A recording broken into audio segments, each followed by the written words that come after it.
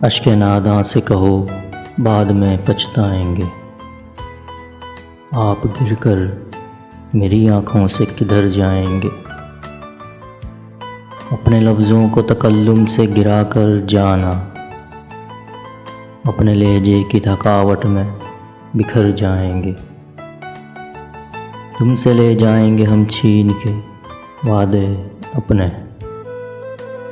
ہم تو قسموں کی صداقت سے بھی ڈر جائیں گے۔ ایک تیرا گھر تھا میری حد مسافت، لیکن اب یہ سوچا ہے کہ ہم حد سے گزر جائیں گے۔ اپنے افکار جلا ڈالیں گے کاغذ کاغذ، سوچ مر جائے گی تو ہم آپ بھی مر جائیں گے۔